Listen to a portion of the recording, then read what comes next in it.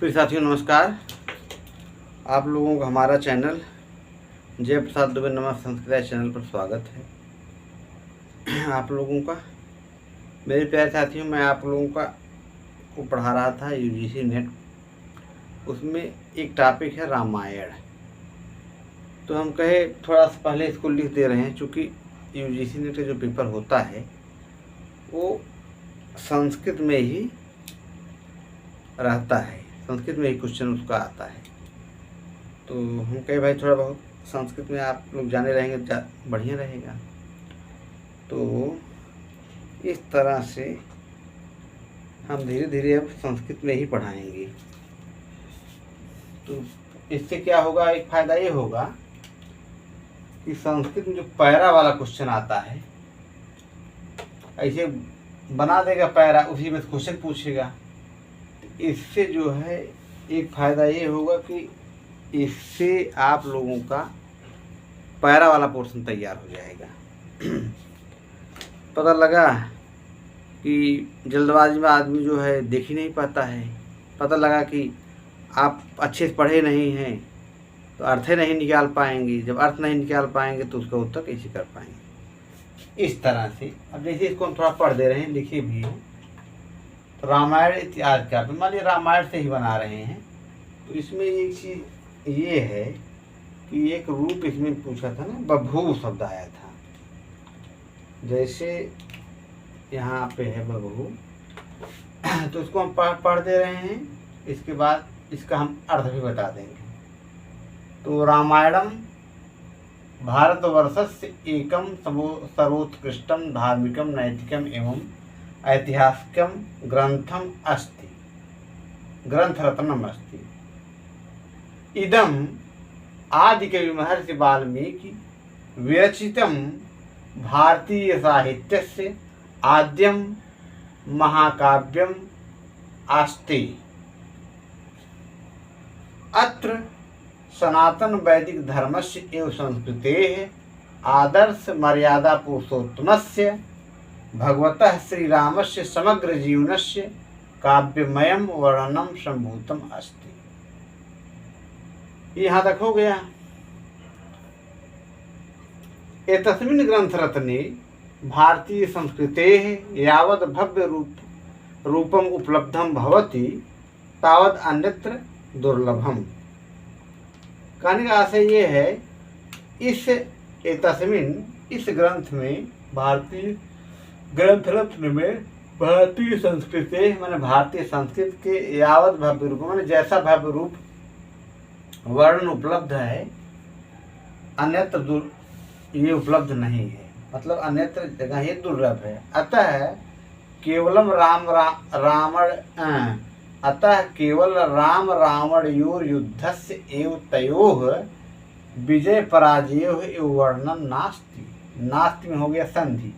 कौन हो गया? न प्लस अस्ति हो गया दीर्घ संधि, बराबर हो गया नास्ति। तो अका सवर्ण दीर्घ लग गया यहाँ। तो यही कहने मतलब है, केवल राम रावण युद्ध से मन युद्ध और विजय पराजय का वर्णन नहीं है इसमें केवल, अपितु एतद भारतीय राष्ट्रीय एकताया है, माने भारतीय राष्ट्रीय एकता का भी आदर्श ग्रंथ अस्ति तथा भौगोलिक एकताया अपि प्रतीकत्वेन विराजति। माने भौगोलिक एकता का भी प्रतीक माना जाता है, सुशोभित होता है, विराजित होता है। कौन? मतलब रामायण पढ़ने से आपकी भौगोलिक एकता का पता चलता है। विराजित मन सुशोभित होता है, माने आप केवल राम रावण के युद्ध नहीं है इसमें आपका राम रावण युद्धस्य एवं तयोः विजय पराजय वर्णन नहीं है, अपितु फिर भी भारतीय राष्ट्रीय एकता का भी प्रतीक है, आदर्श ग्रंथ है। भारतीय राष्ट्रीय एकताया अब एक आदर्श ग्रंथ है अस्ति। कौन है? तो है आपका रामायण। भारतीय राष्ट्रीय एकता ग्रंथ आदर्श ग्रंथ कौन है? रामायण।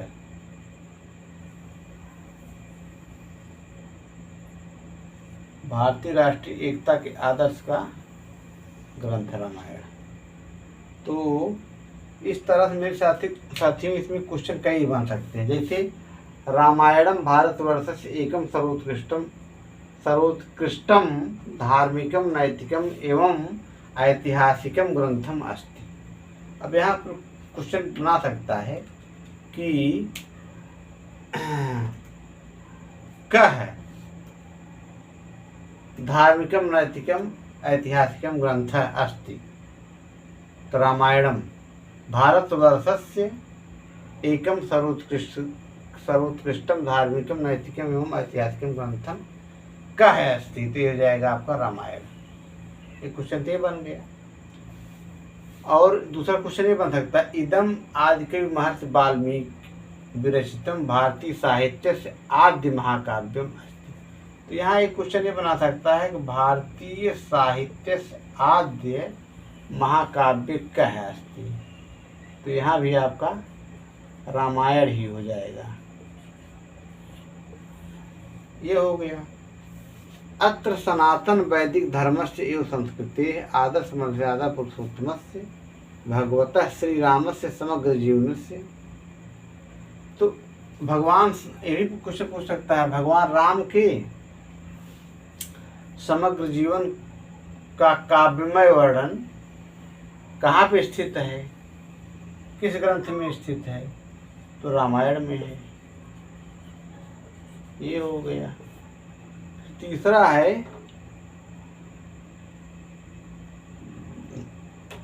तो अब राम रावण के युद्ध का वर्णन कहाँ पे है? रामायण में है।